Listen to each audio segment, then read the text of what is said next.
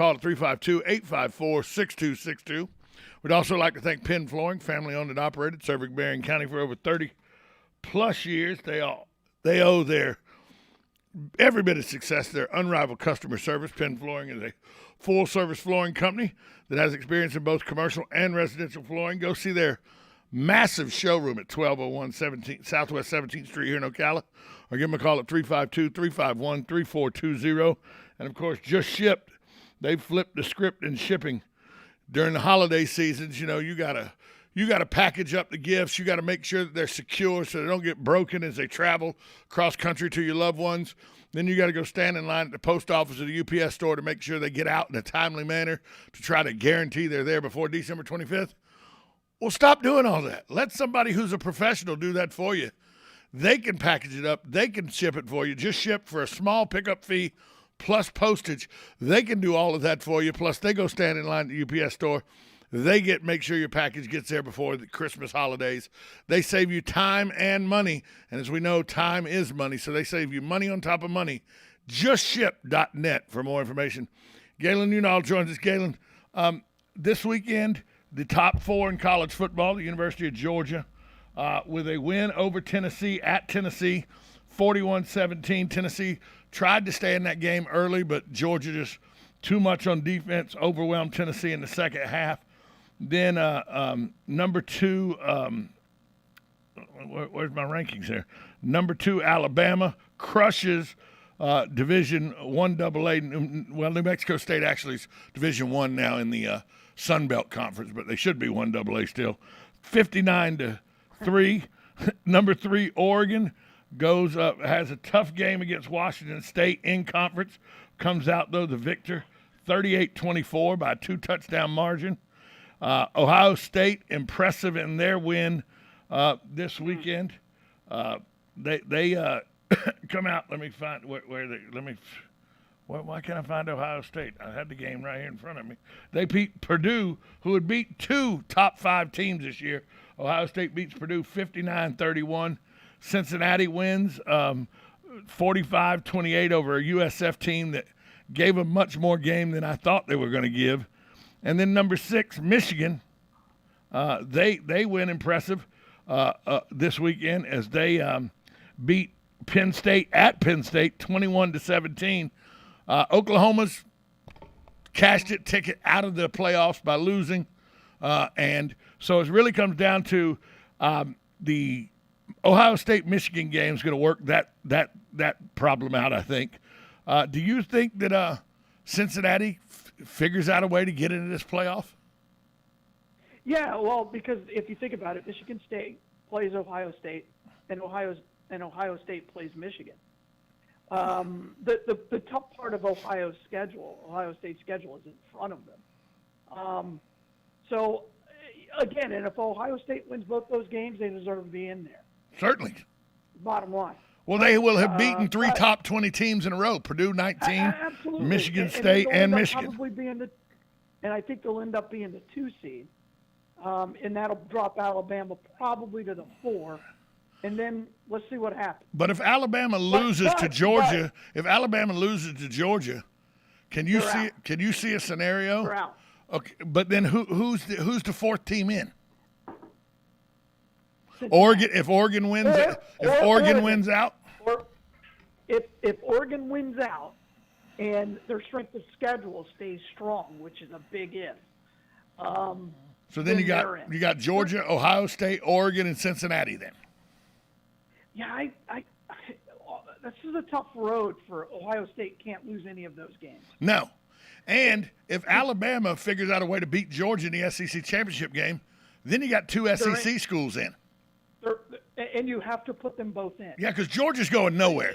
Georgia loses in the SEC championship game. Okay, they're still in. And their only tough game left is the SEC championship game.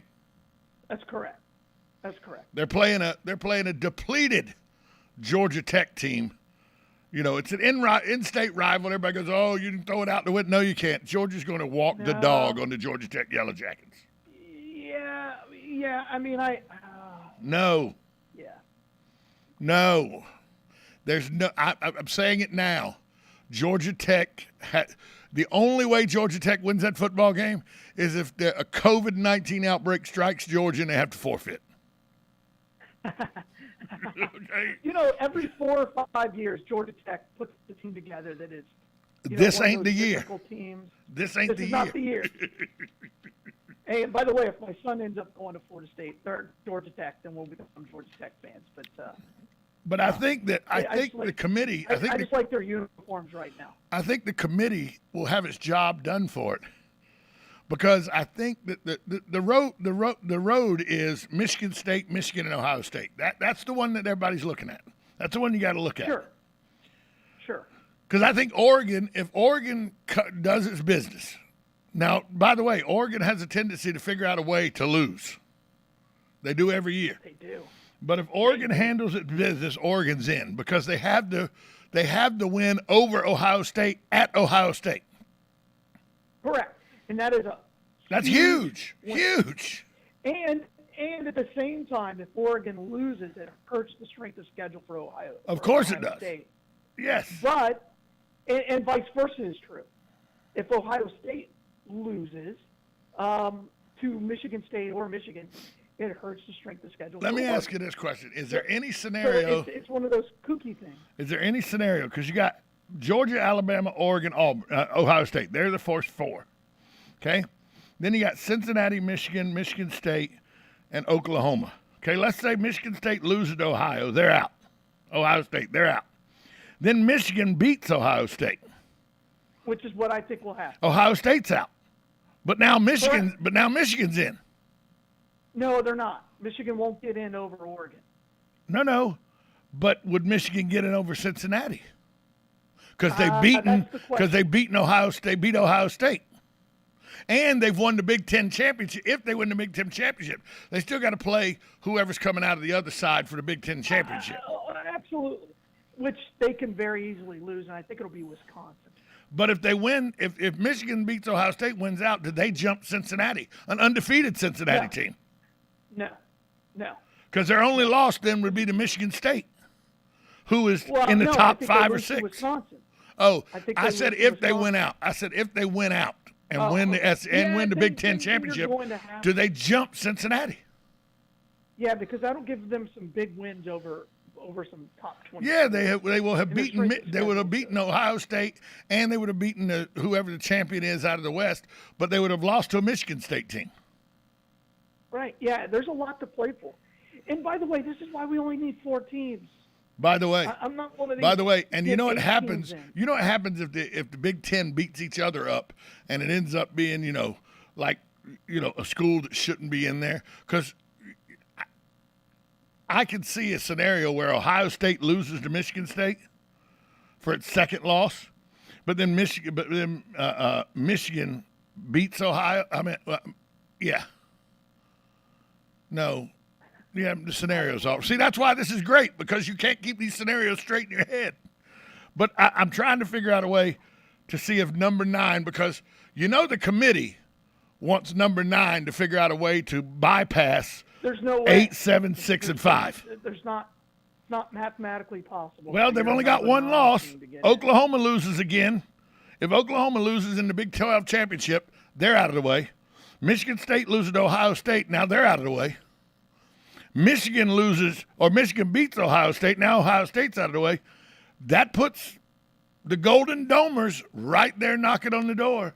And the committee, because the committee listens to ESPN because of TV, the committee would try their best to find a way to put a television matchup in there, and the Golden Domers are a hell of a lot better on television than the Cincinnati Bearcats.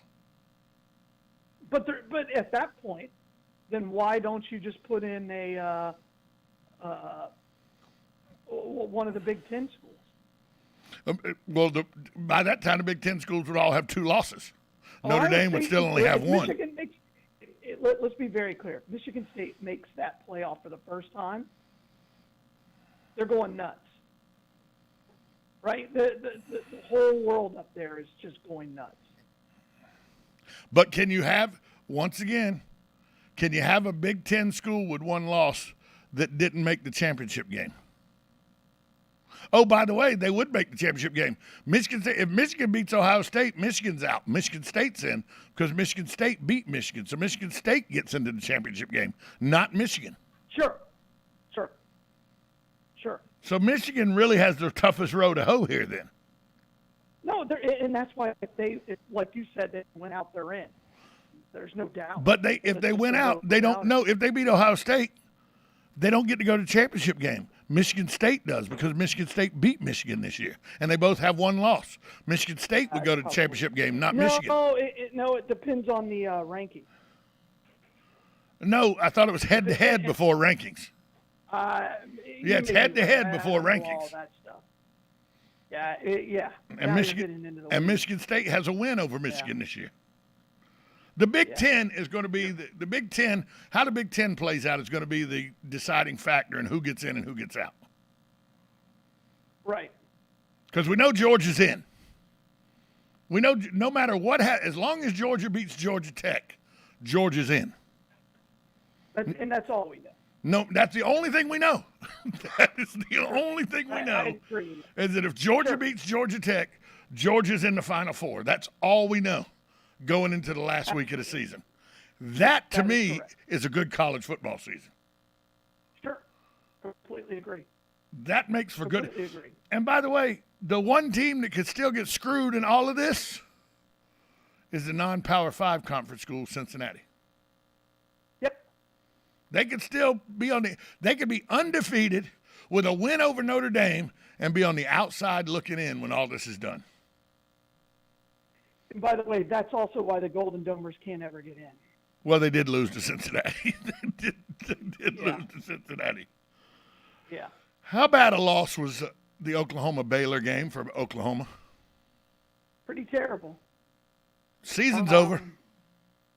Yeah, it really is because that was the only game they had to win. I mean, when you look at it, there was no, this is going to be no, that was it. It's a very, very down conference. So sometimes, though, when I look at these rankings and I look at the committee's got, Georgia, undefeated. Alabama, 1 loss. Oregon, 1 loss. Ohio State, 1 loss. Cincinnati, undefeated. Michigan, 1 loss. Michigan State, 1 loss. Oklahoma, 1 loss. Notre Dame, 1 loss. Oklahoma State, 1 loss.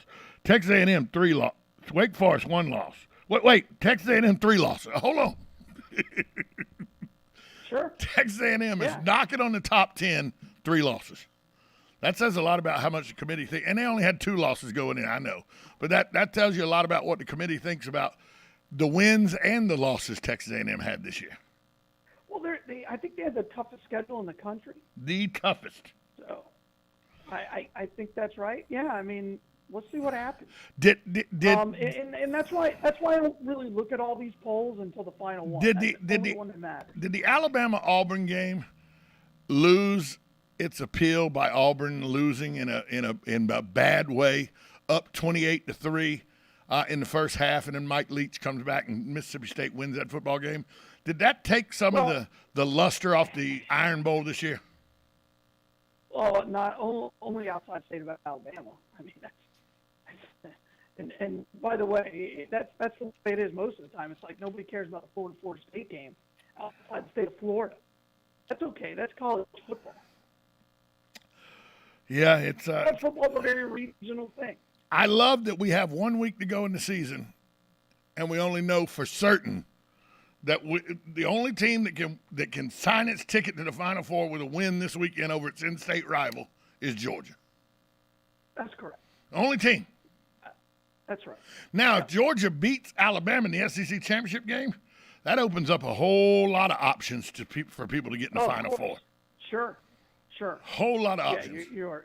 And it'll also be Nick Saban losing to a protege 2 times in 1 year when he'd never done it before. Now there's a possibility he could do it twice in 1 year. That's correct. Oh, how the mighty have fallen. Oh, God. It's a firestorm over there in Alabama. It's terrible. Yeah, okay, whatever. You hear people say that, and I'm like, folks, calm down. Nick Saban, if he loses twice this year, that's bad for next year for anybody that's playing Alabama. Because he's got a young football team right now. He's got a young football team, and they're still pretty good. Speaking of young football teams, Brady Ackerman had a young football team. Oh, no, he didn't. He had 21 seniors. That's right. He thanked them yesterday on social media, thanked all his coaching staff, thanked the community for an 8-win season, the first time they'd won that many games in 5 years. He thanked the community. He said that the JV went 5-1 and that the local youth football leagues did very good. So he thinks that football is on the rise in Bellevue and looks forward to getting after it next season. Bellevue loses a game that you thought they would lose over the weekend in the playoffs. Yeah, I mean, if you just looked at the matchup, and apparently, getting it from the only source that matters, John Ivory, who is everything Bellevue football. He chalks it up to a couple of plays here, a couple of plays there. Bottom line is Bellevue doesn't have enough athletes yet to compete at that level. They have some work to do. Well, here's the thing. And as long as their athletes keep going to Trinity or to Forest, if Brady can keep them right there in the city limits, they'll be fine. Yeah, and they went 8-3 this year after going 1-25 the last 3 years. Yeah. Oh gosh, I told Brady this. I said I'm so impressed by the way this team turned around. I've seen this team play 3 or 4 times over the last 3 years, and this is a completely different football team, a completely different football program. I even said it on the air. There was a couple of games where that team just quit last year. Yeah. And there was absolutely no quit. And you were on the call for those games last year. You were there. You watched all of it. Yeah. You look at that Westport game. They quit. That team quit. And it's not the players that quit. The coaching staff quit. Well, and you can't. What are you going to do? Well, they went 8-3 this year. JV went 5-1, and so Brady thinks he can keep the talent there. And like you said, if he can keep the talent there, just like Price Harris, who's able to keep talent in Dunellen, some good things are on the horizon for Bellevue. Speaking of Dunellen, I was shocked that they lost to Bishop Moore. Shocked. Well, their best football player was suspended for the game. Which by the way, Price Harris, when they ask about that, he goes, "Look, violated rules. We don't show favorites here. Best player on the team, worst player on the team. You do something wrong, you get suspended. That's just how it is." Yeah, it's unfortunate. I know LJ pretty well. I'll see him tomorrow night. That's a basketball game, I hope. When Vanguard plays out at Dunellen tomorrow night for their first basketball game of the year. Well, it's heartbreaking for me. So, it's just not completely sure of what happened. How good a coaching job though did Price Harris do? He was in the state semifinals last year with Dunellen, and he lost 26 football players off that team. I still think that's a pretty good coaching job by him when you lose 26 players and you still come back and make the state playoffs. You don't do well.